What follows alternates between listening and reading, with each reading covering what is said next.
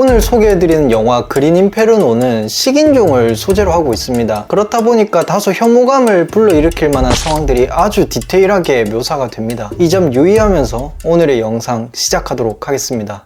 이 이야기는 대학생이자 사회운동가로 활동하고 있는 알레한드로라는 인물에 의해서 시작하게 됩니다. 알레한드로는 처음에 굉장히 정의로운 사람으로 그려집니다. 영화가 시작하자마자 어떤 일을 하냐면은 대학에서 저임금을 받고 일하는 청소부들을 위해서 단식투쟁 시위를 벌입니다. 놀라운 거는 그렇게 해서 또 성과를 냅니다. 청소부들이 그 이후에 좀 더 좋은 환경에서 일을 하게 됐거든요. 영화에선 이걸 단편적으로 보여줬는데 평소에도 이 인물은 사회적 약자 위치에 있는 사람들을 대변해서 이런 목소리를 많이 내는 인물로 그려졌어요. 일단 알레한드로라는 이런 인물이 있었고 이런 활동을 했다, 요 정도만 알고 있으면 되고요. 그렇게 열심히 활동하는 알레한드로를 인상 깊게 지켜보던 한 여자가 있었습니다. 그녀의 이름은 이제 저스틴이라고 이번 영화의 여주라고도 할 수 있는 인물인데, 이 인물의 배경을 살짝 설명하자면 저스틴 어머니는 좀 일찍 돌아가셨고 아버지는 현재 유엔에서 일을 하고 계십니다.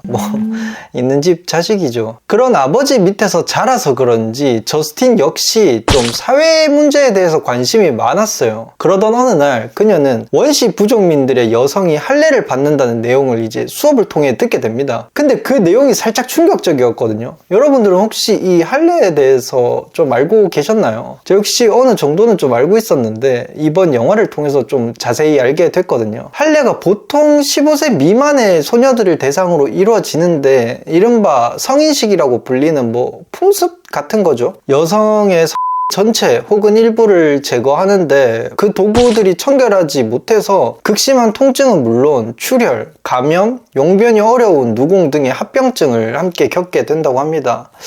할례?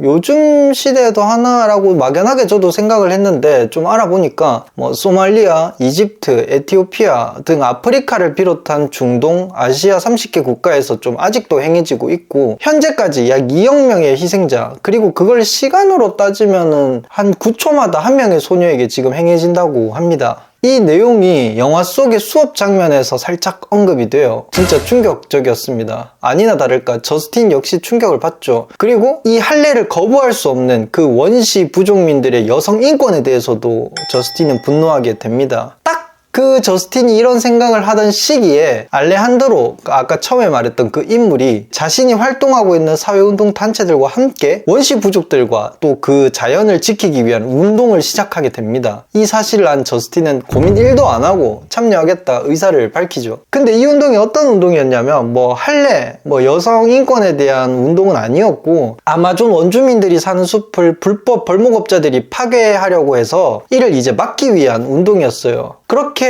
알레한드로와 저스틴 그리고 그 운동 단체들은 원시 부족들과 그들의 숲을 지키기 위해서 이제 페루로 향하게 됩니다. 여기서 왜 하필 페루라는 지역으로 설정을 했을까요? 이 작품을 연출할 엘로아 로스 감독의 인터뷰를 보자면 실제 페루 북부의 로테노나 마누 같은 지역을 가보면은 불법 벌목, 채굴, 석유 개발로 인해서 원주민들과 갈등이 잦은 지역이라고 합니다. 감독은 실제 이 장소에 가서 실제 원주민들을 직접 섭외해서 촬영을 진행했다고 했는데 재밌는 사실은 이 원주민들은 영화가 뭔지조차 모르고 있었다고 해요. 그래서 그들을 설득하기 위해서 캐너벌 홀로코스트라는 영화를 보여줬다고 하죠. 그러고는 그 부족들이 이 영화를 다 보고 신이 나서 우리가 악당을 맡을게 이러면서 촬영을 진행했다고 합니다. 이렇게 들으면 또 이 부족이 좀 귀엽게 느껴지네요. 그리고 식인종에 대해서도 살짝 짚고 넘어가야 될 것 같은데 실제 촬영이 된 이 부족들은 식인종들은 아니고 페루 아마존 여러 부족 문화를 결합한 약간 그러니까 허구의 설정들을 이 부족한테 입혔다고 해요. 그러니까 현실에서 이 부족들이 실제로 행하는 풍습이나 문화랑은 좀 거리가 먼 설정이죠. 어쨌든 다시 이야기로 넘어와서 이 사회운동 단체들이 페루의 불법 벌목 현장에 가서 이제 시위를 하는데 어떻게 하냐면 나무라든지 지게차 같은 거에 본인 몸을 본인이 이제 쇠사슬로 묶어요. 그러고는 자물쇠를 딱 채운 뒤에 숲을 지키자면서 막 외치는 거예요. 그러면 이제 그거를 공사하고 있던 이제 고용된 군인들이 막 총을 들고 오거든요. 왜 숲을 개발하는데 총을 든 군인이지라고 할 수 있는데, 실제 원주민들이나 그 부족들이 이 숲에 많이 살고 있으니까 이들을 저지하기 위해서 실제 군인들을 많이 배치한다고 합니다. 근데 이제 그때 이 상황들을 이 사회운동 단체들은 핸드폰으로 촬영하면서 이제 이 시위가 진행이 됐어요. 이렇게 설명만 들어도 정말 위험한 짓거리죠. 좋은 의도인 거는 알겠으나 불법으로 벌목하는 현장에서 이 부족민들을 저지할 목적으로 고용된 군인들을 대상으로 이런 짓을 한다? 정의로운 거는 둘째치고 너무 과격한 시위가 되지 않았나 싶습니다. 개인적으로는. 정말 부족민들에게서 숲을 지키기 위한 이 시위라든지 운동이 이 방법뿐이었을까? 라는 생각이 좀 많이 들었는데, 어쨌든 이들은 이 시위 현장을 인터넷에 생중계하고는 현지 경찰에 체포됩니다. 근데 이 경찰도 좀 웃긴 게 알레한드로의 지인에게 뇌물 먹은 경찰이더라고요. 잡혀가는 듯 싶더니만 얘들이 페루까지 타고 온 경비행기까지 데려다 주고는 이제 돌아갑니다. 그렇게 비행기를 타고 본국으로 돌아가는데 난리가 났죠. 실시간으로 올린 영상들이 메이저급 언론사들에 의해서 보도가 되기 시작하고, 그 결과로 많은 사람들이 이 단체에 대해서 관심을 가지기 시작했으니까요. 이제 모든 게 잘 풀리는 것 같았지만 비행기 앞부분이 갑자기 폭발하면서 이 비행기는 추락하게 됩니다. 아마존 한가운데. 몇 명은 죽고 몇 명은 살아남았는데, 살아남은 이들이 어쩌지 하면서 발을 동동 구르고 있던 찰나에 이제 원시 부족민들이 나타나죠. 그렇게 마취총 같은 걸로 생존자들을 다 쏴서 재워놓고는 마을로 얘들을 끌고 가게 되는데, 여기서부터 진짜 충격적입니다. 식인에 대한 묘사가 정말 디테일하게 나와요. 모자이크 없이 진짜 적나라하게 한 장면도 그냥 흘러가지 않고. 저 역시 보다가 눈을 돌릴 정도로 정말 잔혹했는데, 고영화 등급표 영화를 일부밖에 보진 않았지만 아마 고한 걸로만 따지면 진짜 제일 최하층에 있지 않을까 싶습니다. 어쨌든 다시 이야기로 넘어와서, 잡아오자마자 한 명이 이제 이 부족민들한테 잡아먹히는데, 어떻게 잡아먹히냐면 처음에 이제 눈을 뽑고 절단하고 잘리고 진짜 아주 가관이에요. 근데 또 먹히지 않는 생존자라고 하는 것도 웃긴데, 먹히지 않는 사람들도 있을 거 아니에요. 이제 그 사람들은 돼지우리 같은 곳에 이제 우리가 양식 가둬놓듯이 그렇게 갇히게 됩니다. 이때 이제 갇히고 난 이후에 알레한드로가 충격적인 말을 얘들한테 하죠. 며칠만 더 버티면은 벌목업자들이 밀고 들어올 거다 라고 해요. 팀원들 입장에선 뭔 소린가 싶잖아요. 왜냐면 분명 자신들이 올린 영상으로 이 불법적인 벌목 현장을 막은 줄 알았잖아요. 근데 알레한드로는 지금 다시 밀고 들어온다고 하니까. 알고 봤더니만 이 알레한드로라는 인물과 아까 전에 왜 경찰한테 뇌물 줬다던 그 알레한드로 친구 있잖아요. 걔들 둘이가 불법 벌목업자들의 경쟁업체에서 고용한 사람들이었던 거예요. 이런 식으로 벌목을 좀 지원해주고 있으면은 그 사이에 이제 경쟁업체가 불도저하고 이런 것 가지고 밀고 들어갈 그런 계획이었던 거죠. 그러니까 알레한드로도 정말 순수하게 이 부족민들을 지킨다, 숲을 지킨다 이런 생각보다는 이걸 이용해서 자신의 운동단체를 좀 유명하게 만들고 돈을 좀 더 끌어모으고 그럴 생각뿐이었던 거예요. 이 이야기를 다 들은 팀원은 솔직히 황당하기도 하고, 이럴 거면 내가 왜 여기까지 왔어 이런 분노도 나지만, 그 불법 벌목업자들이 다시 밀고 들어와 준다면은 지금 희망도 없는 이 상황에서 좀 탈출해서 우리 본국으로 돌아갈 수 있다는 희망을 좀 가지게 되죠. 그래서 알레한드로한테 다시 물어봅니다.